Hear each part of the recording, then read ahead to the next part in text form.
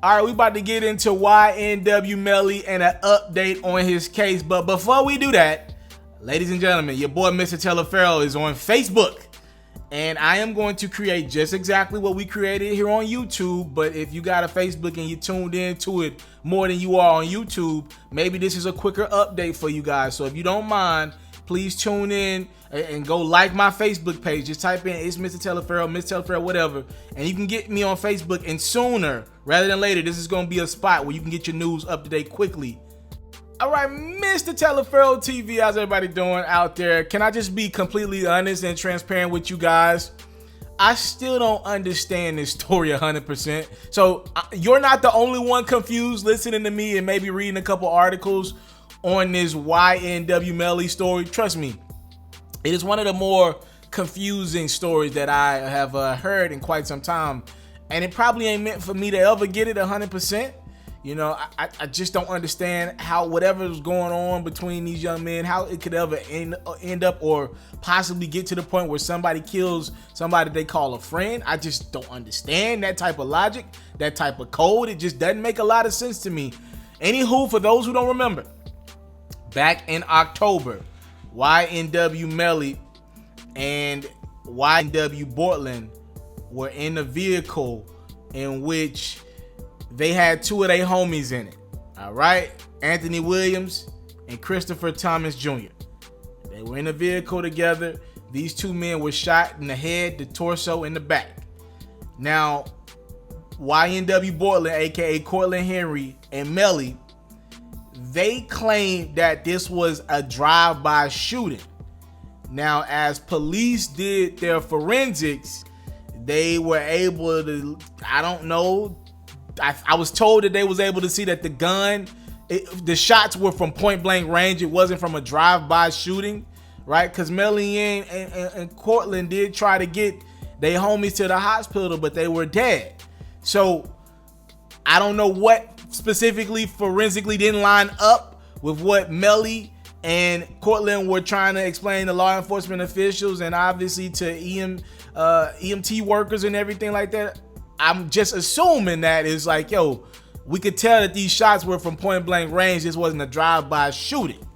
Now, since then, Melly and Cortland have both been charged with 2 counts of first-degree murder. They've both been locked up for quite some time now. And, you know, this record, and it's a great record, but it's a very dark record. It's called Murder on My Mind, and it's a Melly record. And again, this record was released way before any of this ever took place. But it almost kind of lines up with the deaths of his friends, or it's at least too vivid, right? It just takes you to a bad spot, right? Anybody that supports Melly music, fans, I'm sure, it's kind of cringeworthy just to listen to that record. And with what happened later, I don't know, maybe it kind of explains how a guy could do something like that to people that he once called friends. Again, I don't know if the dude did it or not. I don't know the story. I was not there. You were not there. One can only assume it's not looking great for Melly. And I have been told that they plan on using that Murder on My Mind record against him legally, him and Cortland in court, as the state got this case. And I also can reveal to you guys more details that were recently released. The state is seeking the death penalty on Melly and Cortland in this case.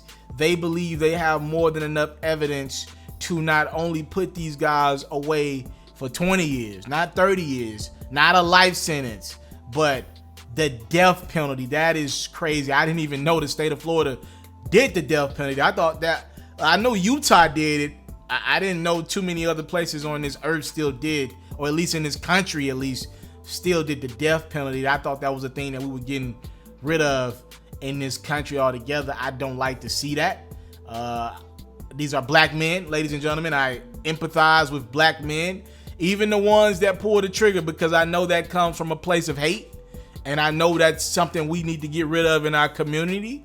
There's this systematic hate of your brother and how we don't cherish each other's lives enough. Again, I'm not saying Melly is guilty, but this is serious. At the end of the day, 2 people are dead.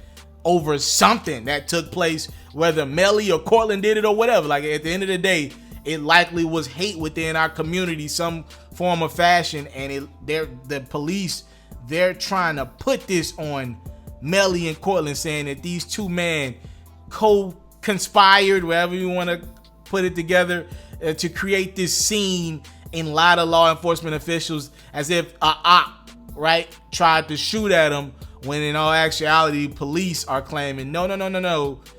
Not only do you guys know who killed your two quote-unquote friends, y'all did it. Thank y'all so much for the time, love, support. I do not take it for granted. Again, the new information that we have here on my platform. The state is seeking a death penalty against YNW Melly and his homie, also an artist himself, YNW Bortland, otherwise known as Cortland Henry. That sucks, man. And rest in peace to those two young men that were killed as well back in October. I thank you guys so much for the time, love, support. I do not take it for granted. Salute. I'm out. I came from nothing, but I want everything God has for me. I interview celebrities. I talk sports. I still represent the culture. I got the kids. You are now tuned in. Yo, we locked in right now, Mr. TALIAFERRO. Mr. TALIAFERRO. Shout out to Mr. TALIAFERRO. You're watching Mr. TALIAFERRO TV. Mr. TALIAFERRO TV. Here with the triple B's, you can't do nothing but win.